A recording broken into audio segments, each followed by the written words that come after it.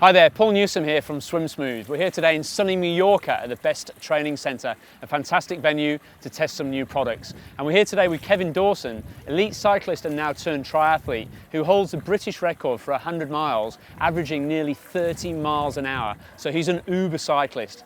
Now, Kevin, making the transition over to triathlon, finds that he needs to work on improving his swimming technique. And we're going to look today to see how the new HUUB Kickpant helps him to refine his technique and work on his stroke, both with and without the pants on. So first off, we're going to do 100 metres. Kevin's going to swim close to the lane rope on the way down, close to the wall on the way back. You'll see me filming him from a range of different angles. Then I'll get Kevin to take the pants off and we'll try the same thing without. We're going to look at the differential in speed between using the pants and then not using the pants, and look at maybe some ways in which you can then try to tune up his stroke. Okay, Kev, ready to rock and roll? So just stay on that side on the way down, this side on the way back. Here we go.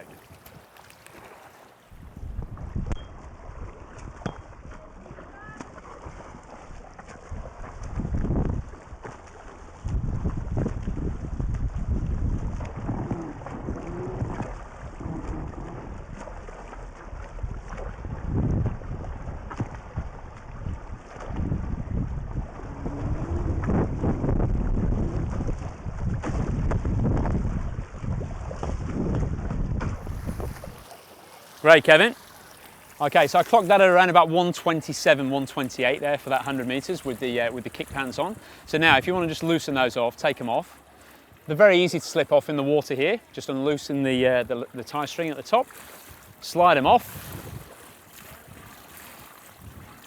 and then just stick them onto the pool deck. And that's really the idea of using these, is not to keep them on for the entire session, but to do as Kevin's doing here. You might do a set of, let's say, 8 times 200 metres, or 9 times 200 metres, where you use the pants for 2 200s and then take them off for 100 and just repeat that 2 or 3 times through. The idea now is we're going to see the difference in speed, but I'll also like to show you the difference in his technique, how his body position changes without the wetsuit on. Okay, here we go then. So same thing, same level of intensity, Kevin. Staying on that side on the way down, this side on the way back, when you're ready.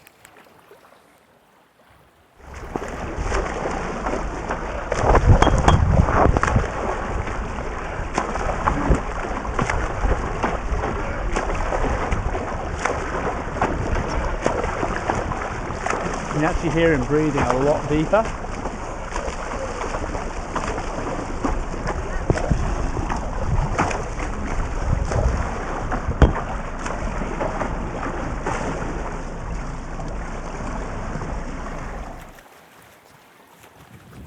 Now, as you'd expect for a man who can ride 100 miles at an average of 30 kilometers an hour, 30 miles an hour, that's 48 kilometers an hour, Kevin's going to have some pretty well developed quads. And of course, whilst that's great for his cycling, not so great for his swimming. And you might be in that same category yourself. You might find that, you know, the fact that you are good on the bike and good on the run is actually one of the things holding you back with your swimming. So we're going to see the differential that we've got here between his kick pant swim and his non-kick panted swim. Not just in terms of speed, but also in terms of the effort that he's applying. About 133 per 100. So about 6 seconds difference using the legs. What about your breathing rate on that one there, though, would you say? Yeah, definitely. I felt like I was trying a lot harder on the second. On the second one, yeah. I can actually hear you, like as you're going along, even out on the side here, I can actually hear you actually sort of sucking in a lot more air. Yeah, I'll kick in quite a bit harder as well. Okay, why do you think you'd do that?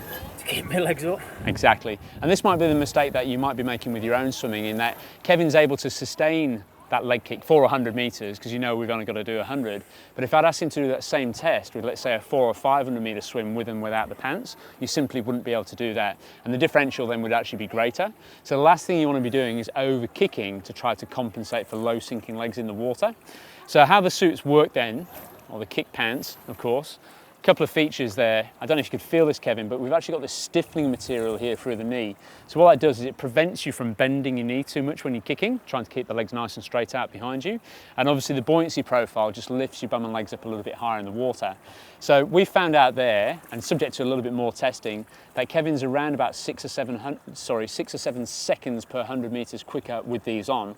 Over time, as I give him some work to do to actually try to improve his body position without the kick pants on, hopefully we'd expect those 2 times to come a little bit closer together. You can obviously try this with a pull buoy. It's a thing which I've been recommending for many years now, to do a similar time trial with and without a pull buoy. But the pull buoy doesn't represent utilising a wetsuit quite as much as you might expect it would do, because if you think about it, with a wetsuit on, you've still got to actually kick. The pull buoy takes the kick out of the equation completely. So not only does it lift you high, but it also keeps the legs closer together.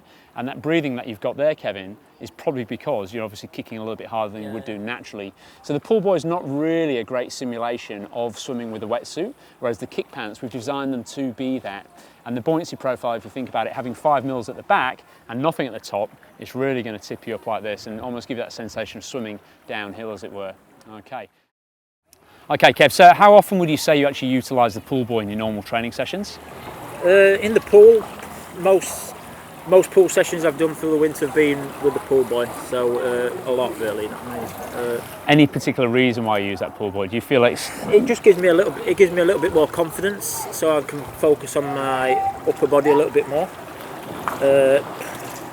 And yeah, I am swimming a lot in a wetsuit, so I'm trying to get that simulation of wetsuit with my body position. So, have you ever been to a Pool Boys Anonymous meeting for having an addiction to a pull buoy?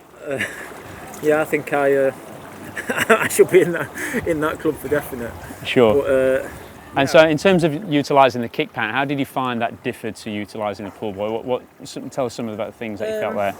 Yeah, with the kick pant, I felt that I have been swimming in the pool with a wetsuit, and I found that with a kick pant, they're very similar to that.